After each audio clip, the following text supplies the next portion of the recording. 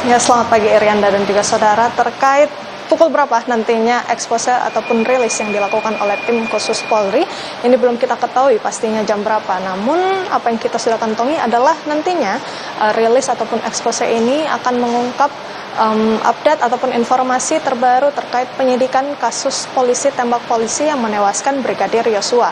Adapun nantinya juga dalam agenda ini akan disampaikan tersangka baru yang langsung diberitahukan oleh Kapolri Jenderal Listio Sigit Prabowo.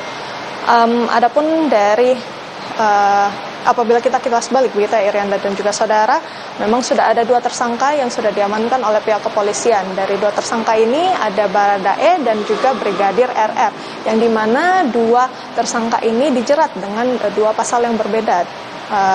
Untuk Baradae sendiri dijerat dengan pasal persengkokolan dalam kasus pembunuhan. Yang kedua itu ada Brigadir RR yang dijerat dengan pasal pembunuhan berencana.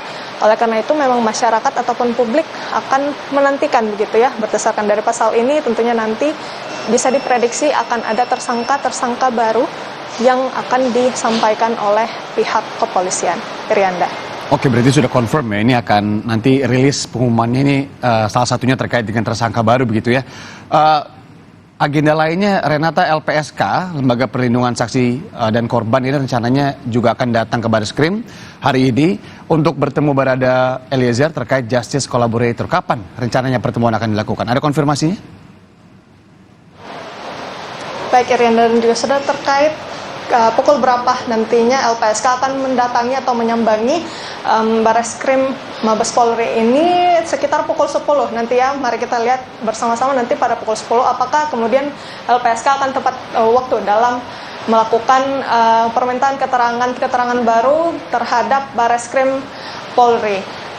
Karena mengingat memang dari Baradae maksud kami telah mengajukan justice collaborator, sehingga dari pihak LPSK akan menggali kembali apakah kemudian Baradae bisa dikatakan cocok untuk menjadi justice collaborator. Adapun syarat-syarat dari justice collaborator sendiri ini adalah dari Baradae harus bukan merupakan pelaku utama, dan kemudian juga beliau harus dengan sepenuh hati membantu untuk mengungkap kasus polisi tembak polisi ini.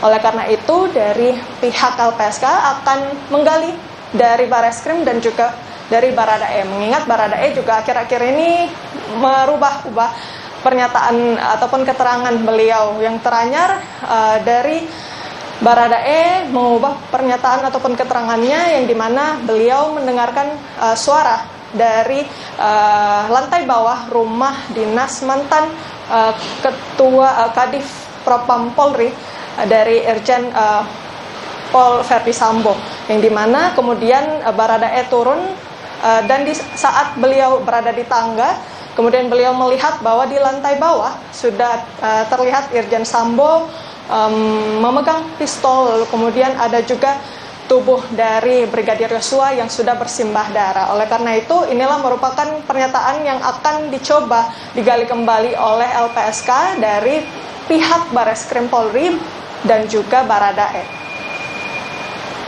Oke, kalau begitu nanti kita tunggu, rencananya jam 10 LPSK akan mendatangi Bareskrim untuk bertemu begitu ya kepada Barada Eliezer terkait dengan keinginannya juga untuk menjadi justice collaborator. Kita tunggu. Terima kasih Renata Panggalo langsung dari Bareskrim Polri Jakarta.